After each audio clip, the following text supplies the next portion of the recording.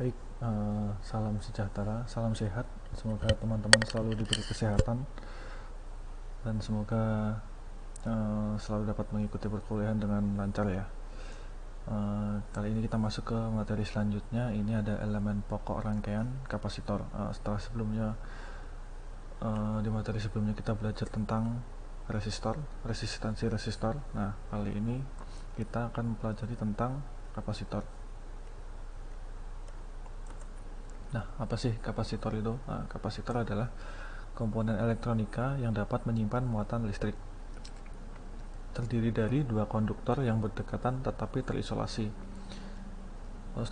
Struktur kapasitor sendiri terbuat dari dua buah plat metal yang dipisahkan oleh suatu bahan dielektrik. Apa sih bahan dielektrik itu? Nah, dielektrik itu sendiri adalah bahan isolator yang diselipkan di antara keping kapasitor.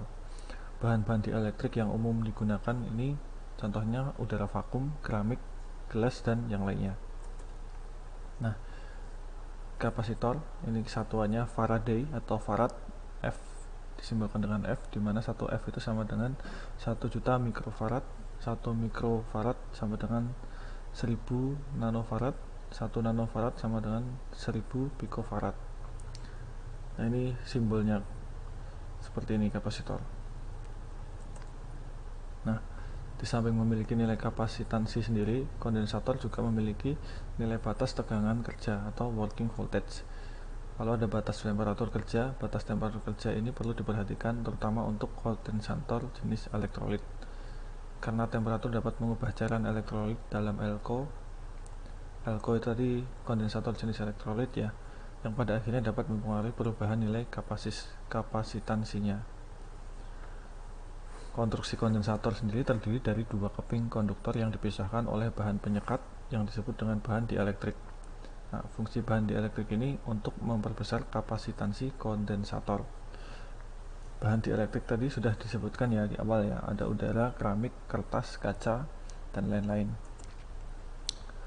Lalu ini menurut polarisasi kutubnya kondensator dibagi menjadi dua jenis, yaitu ada polar dan non-polar. Kondensator polar membedakan polarisasi antara kutub positif dan kutub negatif. Sedangkan kondensator non-polar tidak membedakan polarisasi kutubnya. Sehingga untuk kondensator polar maka pemasangannya tidak boleh terbalik. Sedangkan untuk kondensator yang non-polar pemasangannya boleh bebas. Nah, ini contoh kondensator polar adalah elko dan tantalum. Sedangkan contoh kondensator non-polar sendiri ada kondensator kertas, mika, dan keramik. Nah, ini ada jenis-jenis kapasitor ya. Kondensator keramik, kondensator polyester, kondensator polistiren, kondensator polipropylen. Ada kondensator kertas, mika, perak, elektrolit aluminium, elektrolit tantalum, trimer. Nah, ini kondensator keramik, ini memiliki nilai kapasitansi antara 5 pikofarad hingga 1 mikrofarad dengan toleransi kurang lebih 10% dan tegangan kerjanya 50 volt hingga ribuan volt. Nah, kondensator keramik ini memiliki kestabilan yang tinggi dan digunakan untuk frekuensi yang tinggi. Biasanya memiliki bentuk fisik bulat pipih berwarna coklat muda atau hijau muda. Juga tersedia dalam kemasan SMD. Nah, seperti ini ya, keramik high voltage atau kondensator keramik. Lalu kondensator yang selanjutnya ada kondensator polyester. Ini memiliki nilai kapasitansi antara 1000 pikofarad hingga 2 mikrofarad dengan toleransi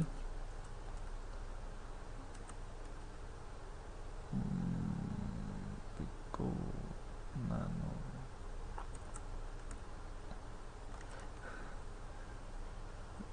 dengan toleransi 5% dan tegangan kerja maksimum 400 volt. Memiliki kestabilan yang cukup, biasanya memiliki bentuk fisik persegi 4 dan berwarna hijau. Nah, ini seperti ini. Lalu kondensator polistiren ini memiliki nilai kapasitansi antara 50 pikofarad hingga 500 nanofarad dengan toleransi 1% dan tegangan kerja maksimum 500 volt. Ini memiliki kestabilan yang sangat baik, biasanya memiliki bentuk fisik silinder, digunakan untuk operasi tegangan tinggi. Lalu ini yang selanjutnya ada kondensator polipropylen ini memiliki nilai kapasitansi antara 1 nanofarad hingga 100 mikrofarad dengan toleransi 5% dan tegangan kerja maksimum 900 volt. Lalu selanjutnya ada kondensator kertas, ini kapasitansinya antara 10 nanofarad hingga 10 mikrofarad dengan toleransi 10% dan tegangan maksimalnya 600 volt. Yang selanjutnya kondensator mika perak, ini kapasitansinya antara 5 picofarad hingga 10 nanofarad dengan toleransi 0,5% dan tegangan maksimalnya 400 volt. Lalu kondensator elektrolit aluminium, ini kapasitansinya ada di 1 mikrofarad hingga 1 farad dengan toleransi 50% dan tegangan maksimal 400 volt. Lalu kondensator elektrolit tantalum, ini kapasitansinya antara 1 mikrofarad hingga 2000 mikrofarad, toleransi 10% dan tegangan maksimal 60 volt. Ini memiliki kestabilan yang baik. Lalu kondensator trimer, ini tegangan kerja maksimal 60 volt. Nah, penandaan nilai kapasitor, ini ada dua metode ya untuk penandaan nilai kapasitor, menggunakan pita warna dan secara alfabet numerik.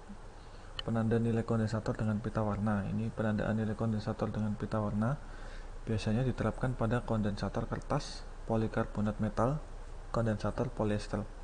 Cara membaca nilainya dimulai dari pita warna paling atas lalu turun ke bawah. Kode warna yang digunakan mirip dengan kode warna pada resistor, tetapi dengan meninggalkan warna emas dan perak. Jumlah pita warna biasanya 5 warna. Jika ditemui hanya 4 warna, artinya pita warna yang menunjukkan tegangan kerja maksimal tidak disertakan. Kondisi seperti tegangan kerja yang diizinkan maksimal sebesar 50 volt. Nah, ini contohnya seperti ini. Ini hanya contoh cara membacanya. Nah, seperti ini contohnya. Ini kapasitornya seperti ini. Ini nilai pertama, nilai kedua, lalu multiplier atau pengali toleransi tegangan kerjanya.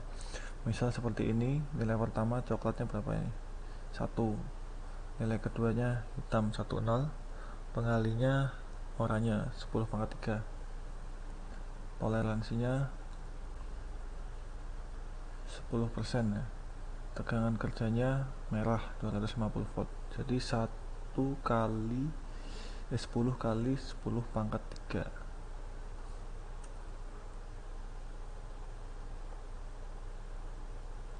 Nah, seperti itu, hampir sama seperti resistor, cuman hanya berbeda ininya,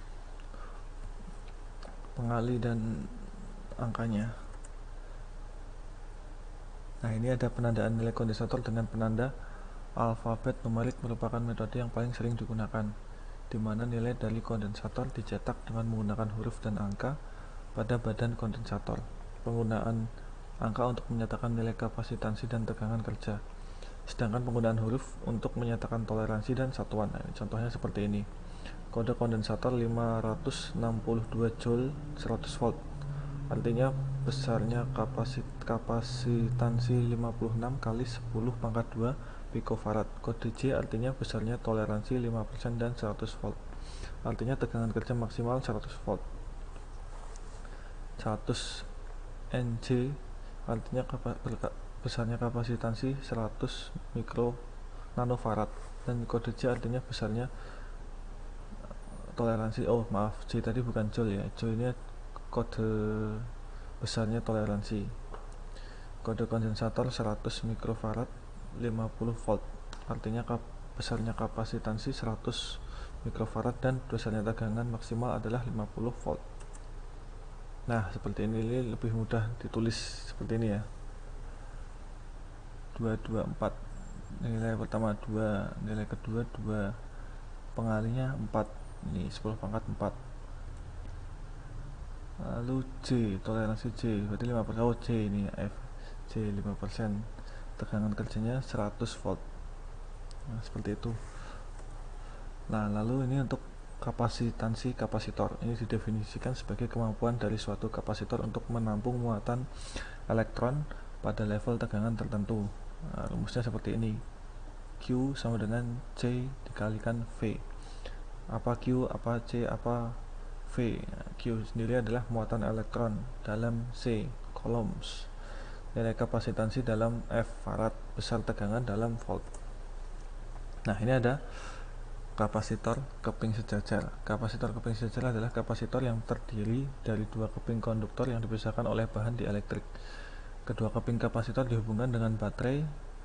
Baterai akan memberikan muatan plus Q pada keping pertama dan minus Q pada keping kedua. Dalam celah antara kedua keping akan timbul medan listriknya. Ini di sini ada medan listriknya ya, dipisahkan oleh dielektrik seperti ini.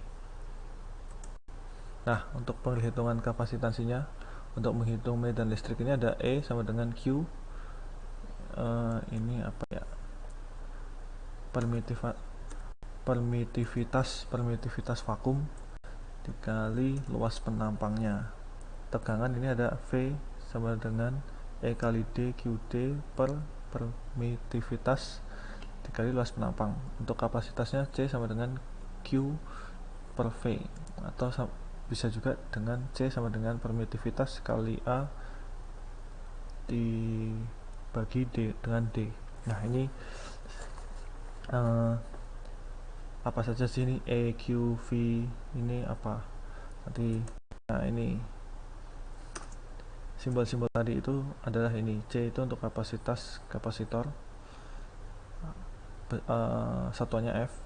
Lalu yang ini E0 ini permitivitas vakum, nilainya seperti ini, 8,85 kali 10 pangkat min 12 C pangkat 2 N pangkat min 1 M pangkat 2. Lalu luas penampang masing-masing keping, ini A. Jarak antar keping D. Nah, ini ada contoh soal. Diberikan kapasitor plat sejajar memiliki luas plat 2 meter persegi, dipisahkan oleh udara sejauh 5 mm. Beda potensial sebesar 10.000 volt diberikan pada kapasitor tersebut. Tentukan kapasitansinya, muatan pada masing-masing plat. Jadi yang ditanyakan adalah kapasitansinya itu C, muatan itu Q. Lalu apa saja yang diketahui? Yang diketahui ada delta V atau beda potensial sebesar 10.000 volt.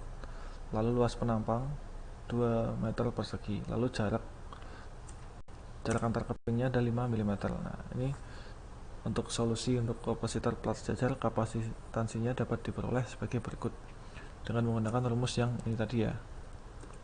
C permitivitas A per D sama dengan seperti ini. Ini permitivitasnya seperti ini ya, sama kan. Lalu ini luas penampang 2 meter persegi. Lalu D jarak antar kepingnya ada di 5 mm. 5 mm dijadikan ke meter dikali 10 pangkat min 3.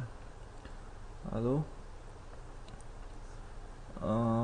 hasilnya didapatkan seperti ini, 3,54 kali 10 pangkat min 9 farad.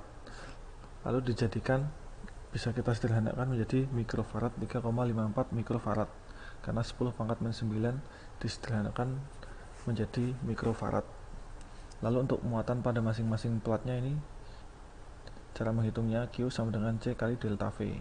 C nya berapa? C nya ini tadi ya, yang dipakai yang farad dulu ya, farad. Lalu ini 10.000 volt, 3,54 kali 10,5 kolom. Nah, seperti itu caranya. Nah, lalu untuk susunan kapasitor sendiri ini dapat disusun secara seri. Muatannya menjadi sama besar tiap kapasitor, tegangan berbeda tiap kapasitor. Nah, lalu untuk secara paralel, muatannya berbeda tiap kapasitor, tegangannya menjadi sama tiap kapasitor. Nah, ini berbeda ya antara seri dan paralel ya. Kalau seri itu yang muatannya yang sama menjadi besar tiap kapasitor, tetapi tegangannya berbeda. Kalau yang paralel itu yang tegangannya yang sama tiap kapasitor. Nah, lalu bagaimana susunannya? Nah, seperti ini, kapasitor susunan paralel. Seperti ini contohnya. Paralel ya ini ya. Ini di paralel kapasitornya. Q1, Q2, ini keping pertama, ini keping kedua, ini delta voltnya, delta V-nya. Nah, ini seperti ini delta V. delta V1, delta V2, delta V di baterai itu sama ya tegangannya. Lalu untuk menghitung kapasitansinya ditambahkan Q1 plus Q1 Q2 seperti itu, hampir sama karena tadi disampaikan kalau yang Q atau tegangannya itu berbeda.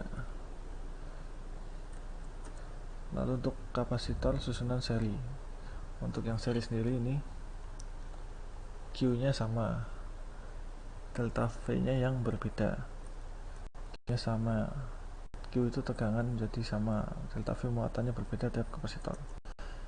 Nah ini contohnya seperti ini, hubungan serinya seperti ini ya,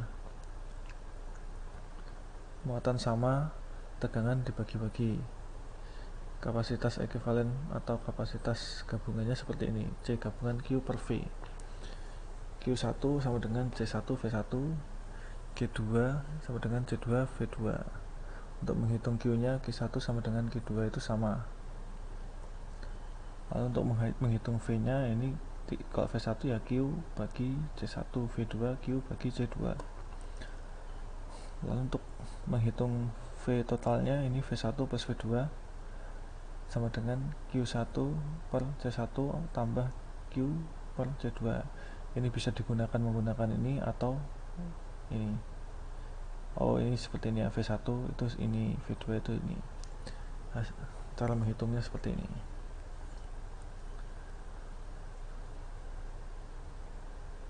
Lalu ini kalau untuk menghitung V juga dapat dihitung seperti ini ya, Q dapat disederhanakan seperti ini, 1 per C1 tambah 1 per C2, atau seperti ini, V dibagi Q sama dengan 1 per C1 plus 1 per C2. Lalu 1 per C gabungan sama dengan 1 C1 per ditambah 1 per C2. Jadi gabungannya seperti ini, 1 per C gabungan sama dengan sigma I sama dengan 1 per CI. Nah ini untuk hubungan yang paralelnya, muatannya dibagi-bagi, Q sama dengan Q1 plus Q2, tegangan sama V sama dengan V1 sama dengan V2. Kapasitas ekuivalensi atau C gabungannya seperti ini, C gabungan Q per V, Q1 nya C1 kali V1, Q2 nya C2 kali V2. Lalu untuk menghitung V1 nya seperti ini, C1 kali V, Q2 C2 kali V. Ini untuk menghitung Q nya. Nah dari sini bisa dihitung voltnya seperti itu. Ini hampir sama Q nya ya, ini tadi diper ya, C1 ini C gabungan C1 dan C2 sama dengan C1 kali C2 per C2 per C1 plus C2. Kalau ini tinggal ditambah C1 plus C2, tidak perlu diper karena ini seri paralel. Nah ini ada contoh soalnya,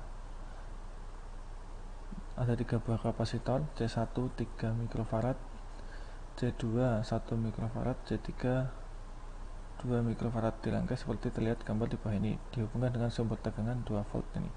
Lalu yang ditanyakan kapasitansi ekuivalen rangkaian tersebut dan besarnya muatan yang tersimpan pada C3. Bagaimana caranya? Nah, ini solusinya.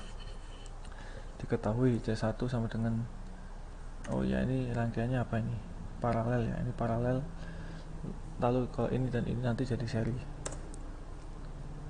Nah, ini seperti ini kan. Ini seri ini 2 ini paralel. Nah, ini 2 dan 3 paralel, 2 dan 3 seri. C1 dan 2, 3 ini seri, lalu digabungkan menjadi satu caranya. Pertama kita mencari yang sini dulu, yang paralel dulu. C2 dan C3 paralel. Ini C2 C3 sama dengan C2 tambah C3, 1 tambah 2 ya, 3 mikrofarad. Lalu untuk yang seri C1 dan C23, caranya seperti ini, C1 C23 ini dikali, lalu yang bawahnya C1 plus C23 ditambahkan, hasilnya 1,5 mikrofarad. C ekuivalensinya itu untuk kapasitansi ekuivalen rangkaian. Lalu untuk besarnya muatan yang tersimpan pada C3 ini ada C123 nya tadi ada 1,5 ya. Nah, serinya jadi berapa? 1,1, serinya Q123 sama dengan Q1 sama dengan Q23 sama dengan C123 V123. Lalu ya udah, ini tinggal ini ya, jadinya seperti ini kan, seri ini kan, C nya 123 ini berapa? 1,5, ininya voltnya 2 volt. Lalu untuk serinya 3 mikro kolom. Untuk mencari paralelnya V23, V2 dan V3 sama ya, jadi hasilnya 3/3 1 volt. Untuk rangkaian paralelnya voltnya menjadi 1 volt. Lalu untuk mencari Q3 nya C3 kali V3, ini C3 nya tadi berapa? C3 nya tadi 2 kali 1, V3 nya 1 volt, 2 mikro kolom. Nah, seperti itu hasilnya.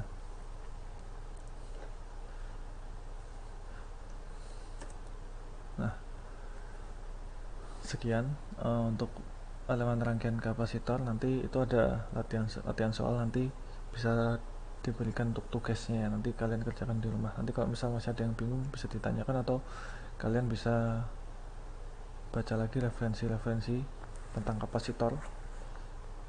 Sekian dari saya, terima kasih.